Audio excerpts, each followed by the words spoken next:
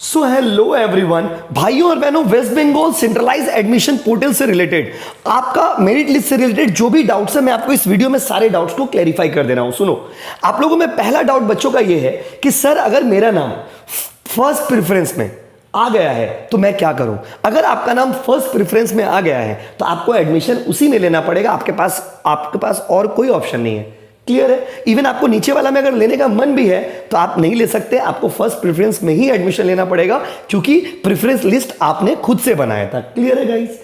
दूसरा डाउट आप लोगों का है कि सर मेरा नाम फिफ्थ प्रेफरेंस में आया है बट मुझे उसमें एडमिशन नहीं लेना है तो मैं क्या करूं, मुझे और ये ऑटो अपग्रेडेशन कैसे होता है वो मैं आपको बताता हूं। सुनिए, सपोज आपका नाम फिफ्थ प्रेफरेंस में आया जो कि मान लीजिए आपका है हेरंबा कॉलेज, लेकिन आपको हेरंबा कॉलेज में नहीं लेना, आपको गोइनका में एडमिशन लेना है जो कि आपका फर्स्ट प्रेफरेंस है। तो अभी आप क्या करोगे, आपको सबसे पहले फिफ्थ प्रेफरेंस में एडमिशन ले लेना पड़ेगा। जैसे आप फिफ्थ ऐसा शो कर रहा, मान लीजिए सपोज आपका फिफ्थ प्रेफरेंस में ऐसा शो कर रहा, तो वहां पर टेक एडमिशन का ऑप्शन है, टेक एडमिशन में क्लिक करिएगा।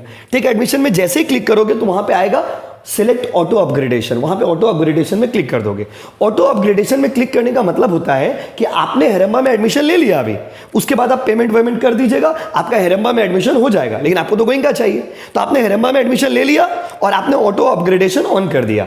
ऑटो अपग्रेडेशन ऑन करने का मतलब हो गया कि अब जैसे ही आपके ऊपर का हायर प्रेफरेंस लाइक गोइंका या फिर जयपुरिया या उमेश चंद कोई भी कॉलेज में जो आपका ऊपर का प्रेफरेंस है उसमें अगर सीट खाली होगा तो आपका नाम फिर से उसमें भी दिखाएगा।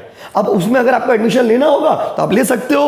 आपका जो फीस पेड है, जो आप फीस पे किए हो हेरंबा में एडमिशन लेने के टाइम में, वो फीस आपका एडजस्ट हो जाएगा। मतलब अगर आप ज़्यादा पैसा पे कर दिए हो एज कंपेयर टू गोइंका तो आपका पैसा रिफंड हो जाएगा। कम पे किए हो तो आपको और पैसा पे करना पड़ेगा। आई होप आप समझ गए होंगे ऑटो अपग्रेडेशन क्या होता है और कैसे होता है। क्लियर है गाइस? लेकिन आपको अभी एडमिशन लेना होगा क्योंकि जब तक आप एडमिशन नहीं लोगे तब तक आपका ना तो अलॉटेड सीट जो है वो भी कैंसिल हो जाएगा और आपका अपग्रेडेशन भी नहीं होगा। आई होप आप समझ गए होंगे, आपका सारा डाउट्स क्लियर हो गया होगा। अच्छा, पेमेंट जब आप कर रहे हो, अगर बाय द वे आपका फेल हो जाता है तो 1 घंटा और वेट कर लीजिएगा प्लीज।